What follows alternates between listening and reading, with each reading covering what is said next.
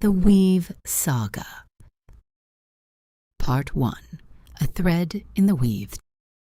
Chapter 1. Tholmian Hub. WeaveNet Morning Update. 0G League Championship tonight. The Arcadia Ring Falcons face the new Tyrobi Tigers in the Interhabitat Finals. Officials remind spectators that unauthorized maneuver packs remain prohibited within all spectator viewing arenas. Earth Residency departures reach record numbers. More than 1.8 million graduating students across the Weave will begin this year's Earth Residency program over the next 10 days. Transit Advisory. Meridian freight carrier Long Harvest remains overdue following scheduled Drotanov transit near the Esho Relay Corridor. Transit Authority officials continue to emphasize there is no indication of distress. Cultural news. Novaris Studios has begun production on Stars Beyond Dawn Season 3, following record-breaking audience numbers across WeaveNet entertainment channels. The new season is expected to continue the Dawnfall arc, with returning cast members confirmed for all major roles. Studio representatives declined to comment on persistent rumors that the finale will include the long-awaited First Contact storyline. Visit WeaveNet for in-depth reports on Weave news and events. Professor Heidland cleared his throat softly. Aisling Callen looked up, embarrassed, and closed the news feed on her slate. She smiled despite herself, and the expression softened the thoughtful seriousness that often settled across her face during lectures. Thick auburn-brown hair hung in a loose braid over one shoulder. Faint freckles crossed her nose and cheeks. Normally, her gray-green eyes stayed on the hollow board longer than most of her classmates. Today, however, her attention had drifted. Her best friend Talia often joked that Aisling listened to the universe as though it were trying to tell her a secret. Sometimes Aisling worried her friend might be right. The 17-year-old glanced through the lecture hall windows, where Tholmian Hub curved away from the university campus. Tholmian Hub orbited Cetera, the second planet of the Buyuk system. Calling Cetera a world was technically correct. Calling it habitable was not. The planet had no meaningful geomagnetic shield, and centuries of stellar radiation had left its surface unable to sustain a stable biosphere. Below the station, industrial domes dotted plains of oxidized stone, salt flats, and mineral deserts. Mining facilities, ore processing complexes, desalination plants, and megacorporate extraction networks kept the system running. People worked on Cetera. They lived on Tholmian Hub. What had begun nearly 3 centuries earlier as a modest colonial habitat had grown into a true orbital community. Residential districts curved around the rotating ring. Universities occupied entire sectors, educating children from age 5 through the graduating classes of 16 and 17-year-old young adults. Gardens filled public plazas beneath the filtered light of Buyuk, the K-class star at the heart of the system. Families gathered for evening meals in neighborhoods that existed only because thousands of engineers quietly kept life support systems functioning every hour of every day. Nearly 14,000 permanent residents called the habitat home, and most had never set foot on the planet below. For them, the station was not above the world. The station was their world. Beyond Cetera's lifeless, resource-rich curve hung Buyuk 1, the immense blue gas giant that dominated the sky whenever orbital geometry allowed it. Vast cobalt cloud bands wrapped around the planet, broken by storms large enough to swallow stations the size of Tholmion. Generations of children learned to draw Buyuk 1 before they learned advanced mathematics. Together with Verdantia agricultural installations, Anduna industrial facilities, and dozens of smaller operations scattered throughout the system, Tholmian Hub formed one tiny part of humanity's interstellar civilization. Officially, that civilization was known as the Human Concordance of Systems. For nearly 3 centuries, the entire concordance had known lasting peace and prosperity. Inside Lecture Hall 12, the university day was winding down. The university bell did not ring. Bells were for emergencies. On Tholmian Hub, if something rang loudly enough to interrupt a lecture, it usually meant someone was about to lose air, lose power, or lose an argument with basic safety regulations. Lecture Hall 12 had no bell. It had wall lights. At 14:48 station time, the wall lights shifted from soft white to pale amber, marking the final segment of the day's lecture.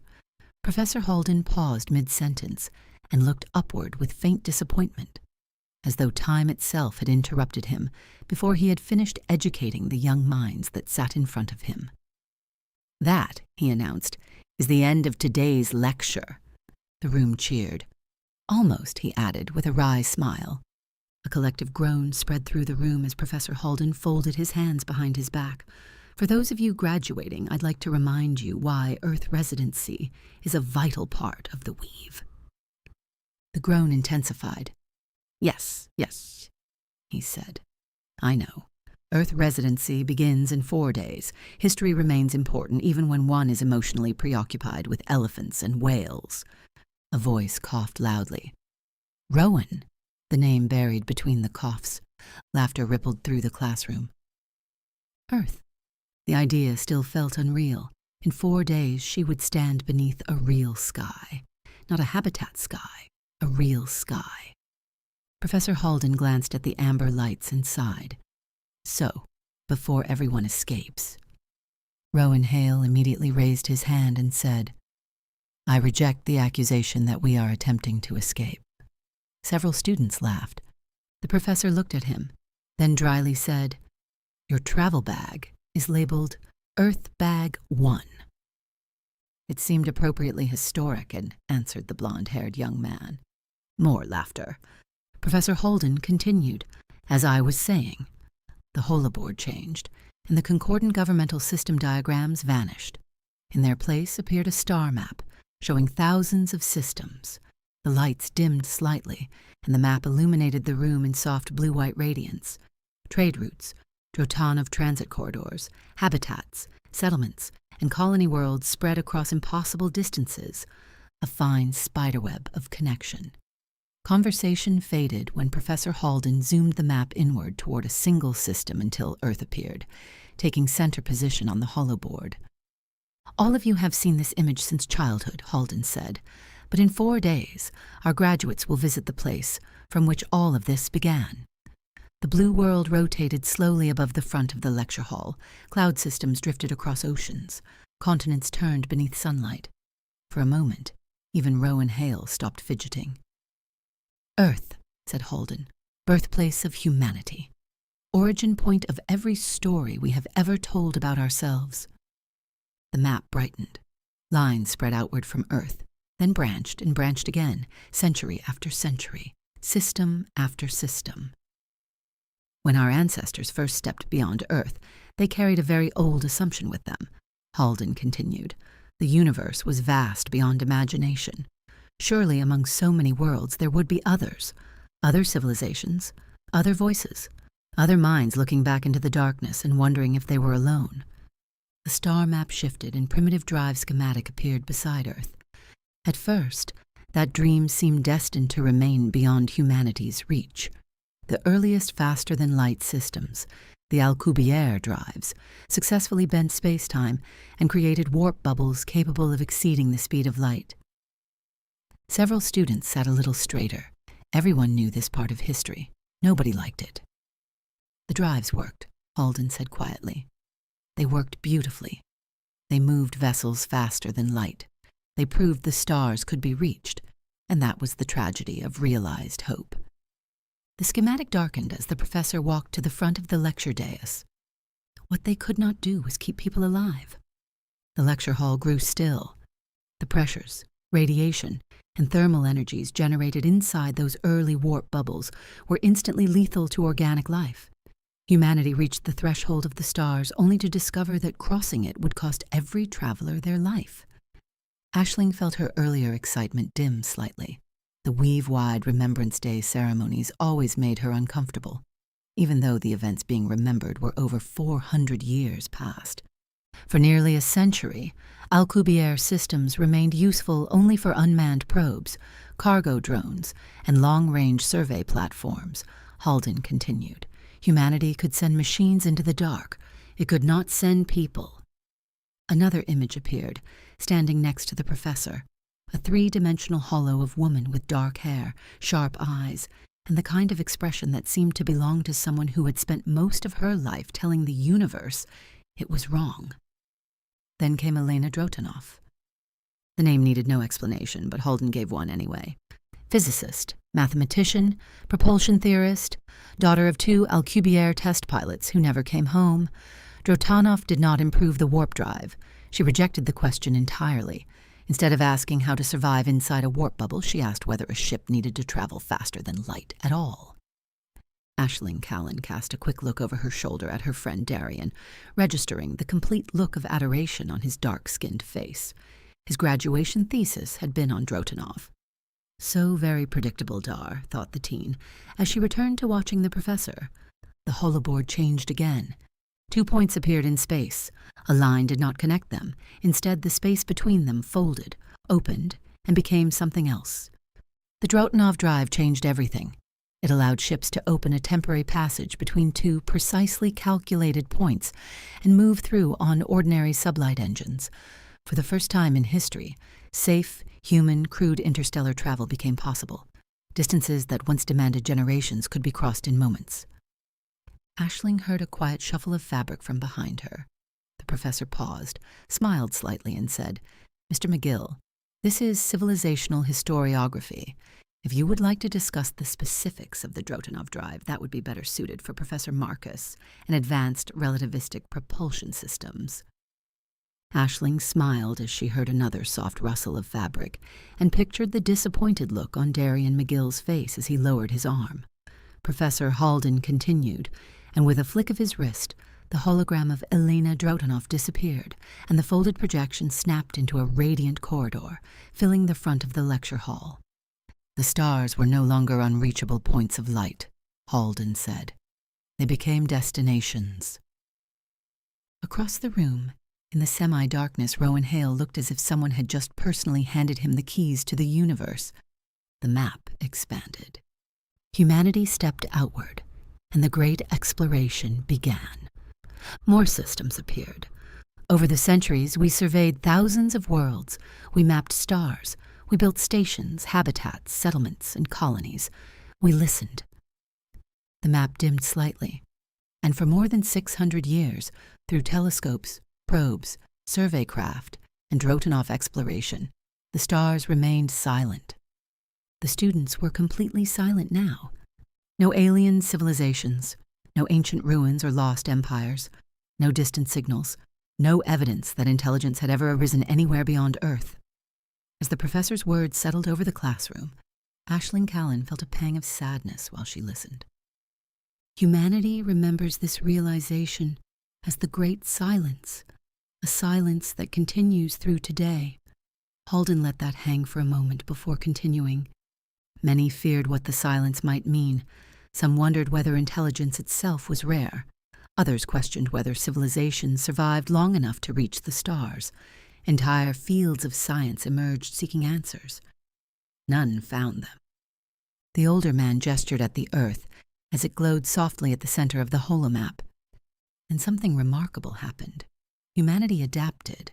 We stopped asking when someone else would come to meet us and began asking what our solitude required of us. The professor folded his hands behind his back.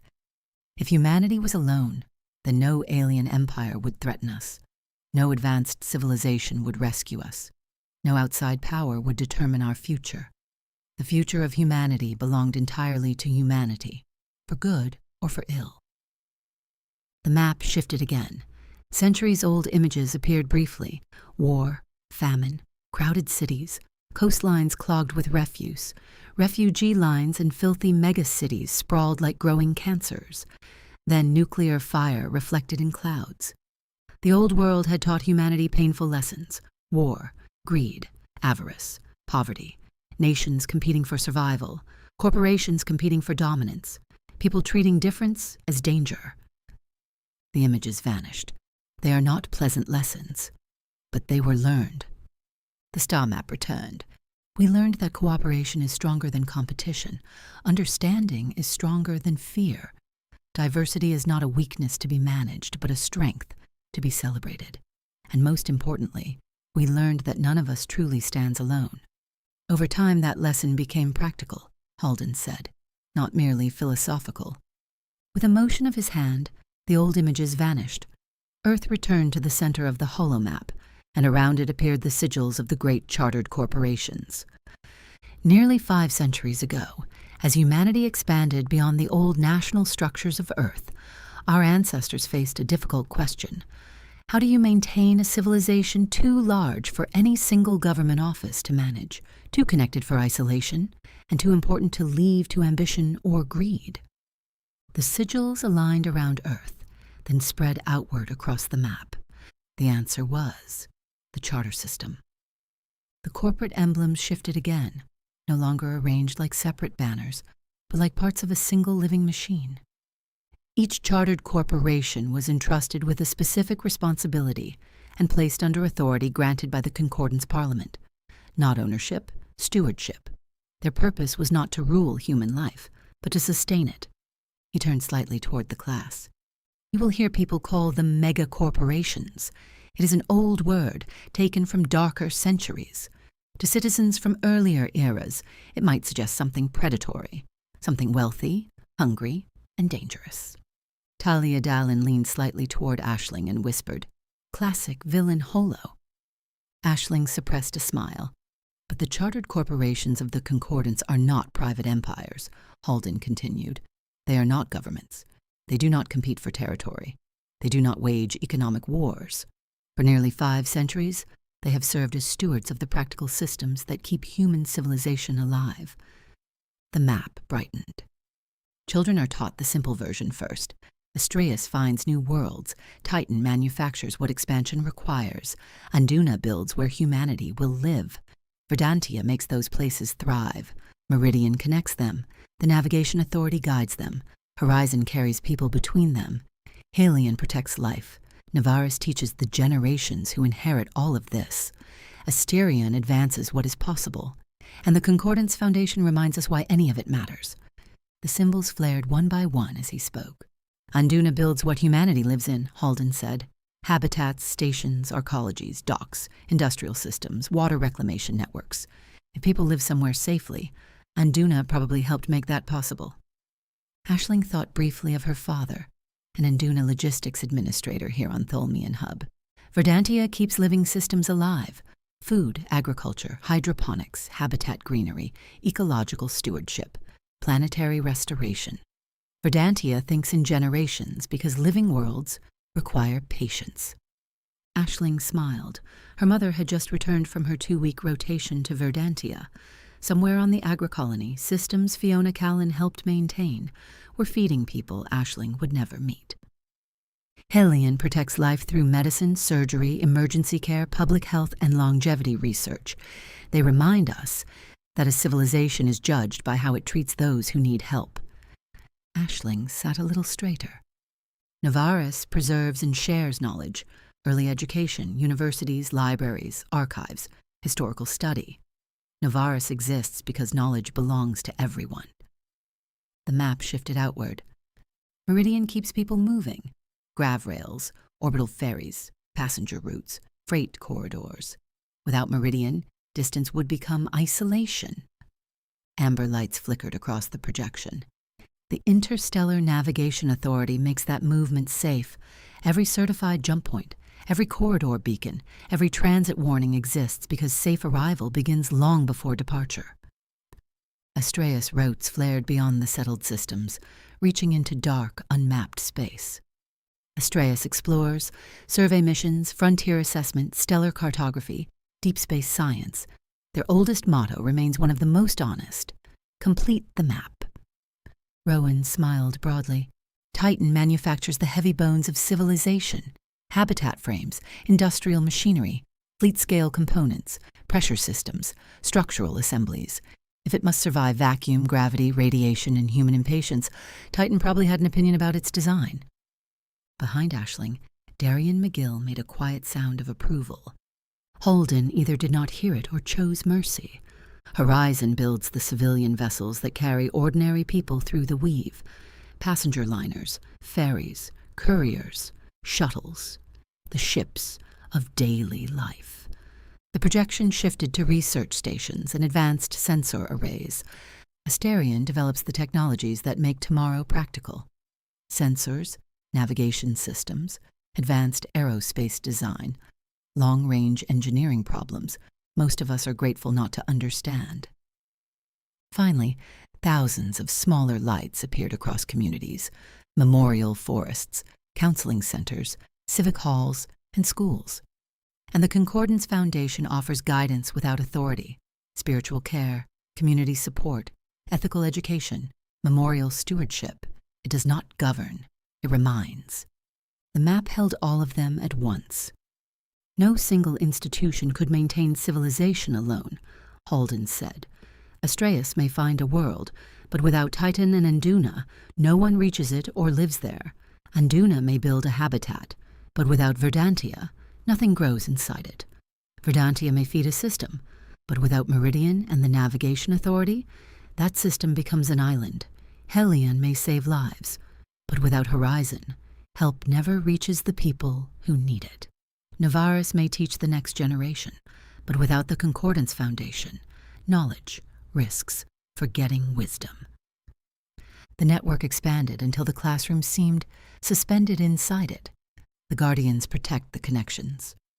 Guardian patrol routes appeared across the map. Warden response stations illuminated beside planets, habitats, stations, ports, and transit hubs. The Wardens protect the people. The corporations are not perfect. No human institution is. But for nearly 5 centuries, the charter system has endured because its purpose has remained clear. Heidland looked across the room. Service, accountability, stewardship, connection. The glowing network pulsed once, as though the entire map had taken a breath. Then a single line appeared in the projection. A single thread is weak. The line snapped and several students flinched despite themselves. Then thousands of lines appeared. They crossed and joined and strengthened one another until the holoboard became brilliant. But woven together, the light spread across the room. They become something strong enough to endure. Earth glowed at the center. Officially, we are the human concordance of systems. Heidland smiled faintly and said, "Almost nobody outside Parliament calls us that." A few students laughed softly. "We use a simpler name." The holomap became a tapestry of light, each star connected to hundreds, sometimes thousands of others. This is why we call ourselves the Weave. The room had gone completely silent. The Weave is not ships or stations, not corporations, not the Concordance Parliament, not laws, maps, or Drotanov corridors. The blue world turned at the center of everything. The Weave is people. Aisling felt the words settle somewhere deep inside her. For nearly 3 centuries, the Weave has known peace, Heidland continued. Not because humanity became perfect. We have not. Not because disagreements vanished. They haven't. Peace endures, because generation after generation, people chose cooperation over division, understanding over fear, and connection over isolation. His voice softened. The Weave exists because trillions of ordinary people make that choice every day. Engineers, teachers, physicians, explorers, rescue workers, scientists, artists, builders, parents, children, neighbors, strangers, people who will never know one another and yet depend on one another. The map faded until only Earth remained. In 4 days, many of you will travel to Earth. You are not visiting a museum. You are visiting the birthplace of our species, the world where every human story began. You will walk beneath the sky that sheltered our earliest ancestors. You will stand upon the soil from which every thread of the Weave ultimately emerged. No one moved. The youth in the room focused on the professor and the hologram of the Earth. Some of you will discover new ambitions. Others will discover new questions. Many of you will discover new versions of yourselves. That is why the residency exists. Not merely to teach you where we came from, but to help you decide where humanity goes next. Heidland let the silence hold for a moment. Remember this: every achievement, every discovery, every act of kindness, every lesson learned, and every life touched becomes part of something larger than yourself. His gaze moved across the room. student by student. You are not separate from the weave. Earth brightened once more. You are its newest threads. Then the amber wall lights shifted again, insistent and as if mildly offended at being ignored. Heidland glanced upward. And now, he said, the chrono display insists that I stop lecturing. The room erupted into motion. Students stood, bags opened, and datapads stowed as conversations resumed. Across the row, Talia Dalen leaned closer. Dark eyes sparkled beneath her short twists of hair, decorated with tiny silver clips. The clips were complemented by the small silver necklace showing on top of her dark gray shirt, all of it giving the dark-skinned teen a slightly older appearance than her 17 years. See? She said. What? Asked Aisling. The universe agrees with me. About what? Civilizational historiography should not be anyone's final memory before Earth, said Talia sarcastically. Aisling laughed and responded with, You're just upset about having difficulties in theater studies. Talia put a hand to her chest, raised her head slightly, and with a haughty voice said, I revolutionize theater studies. Behind them, Rowan Hale stretched backward until his chair protested. Tall, athletic, and perpetually optimistic, Rowan looked like someone who had never met a challenge he didn't immediately want to overcome, or an animal he didn't want to pet. With sandy blonde hair that refused to remain organized, his easy smile regularly talked him out of consequences. I, for one, Rowan announced, am ready to see an elephant. Both girls rolled their eyes at him. Darian McGill looked over. The broad-shouldered and solidly built young man always appeared as though he had been designed by engineers rather than parents. Serious dark eyes, square jaw, practical clothing. Aisling had found him to be a dependable friend, even if he was predictable. The dark-skinned youth walked over to Rowan, saying, You've already seen elephants. Not real elephants. You saw them in full sensory immersion, interjected Aisling. That's different. You cried, teased Talia. I was 9. You were 15, finished Darian, giving his friend a good-natured slap on the shoulder. I am emotionally advanced, you walking meat mountain, responded Rowan, with a wide smile. The chair scraped, and Rihanna Corvin stepped into the aisle. Compact, athletic, and intensely focused, she moved with the unconscious balance and grace of someone who trained every day. Copper red hair brushed her jawline. A small notch through one eyebrow only made her pale green stare look more determined. Come on, Darian. Transport leaves in 6 minutes, she said, taking Darian's large hand in her own and dragging him out of the lecture room. As the group of students gathered their things, conversations spread through the room. My grandmother still insists Earth rain smells different. Falcons in a 6-point spread. You are statistically incapable of predicting sports. Heard someone proposed on last year's Earth trip. That's not true. It is. There was a hollow of it. As they exited Lecture Hall 12, Talia glanced toward the fading star map. Do you ever think about how ridiculous all of this is? Which part? Darian asked. She waved toward the display. The whole thing. Nobody answered immediately. Talia continued, all of it. Thousands of systems. Trillions of people. And somehow everyone just keeps choosing not to ruin it. No famine, no poverty, no one worrying about whether they're going to eat next month or next week or today. Rowan shrugged. Isn't that supposed to be a good thing? Aisling took her friend's arm as they walked, saying, It's impossible, I know. We've all seen the history hollows. Rihanna slung her bag over the shoulder that was not occupied with hand-dragging Darian, and turned to look over her shoulder at Rowan. My grandfather says humanity finally realized cooperation was cheaper than fighting. Rowan stared at her. Then he said, That is the least inspirational explanation for civilization I've ever heard. Doesn't make it wrong, the copper-haired girl said. You've seen the hollows in cultural studies. Disease, famine, poverty, and starvation. Thermonuclear weapons being used on people for concordance's sake. How awful must it have been to live back then? Rihanna asked seriously, as she continued dragging Darian across the quad. Then she felt the quick and reassuring squeeze of Darian's hand in hers, and smiled. Aisling looked in through the classroom windows to see Professor Holden still talking to a small group of her classmates. She turned her gaze toward the station beyond the grass courtyard. Then she looked up, not at the sky, but at the down side of the hub ring, seeing the tops of buildings and the little green squares of green spaces and blue blotches of lakes and rivers. Down there, she thought, are students like me, and families, workers, thousands of people who might never meet one another, and yet depend upon one another every day. We are all just threads in the weave, she said quietly. The others looked at her and Talia smiled. That sounded suspiciously profound, said Rowan rather seriously. Aisling groaned.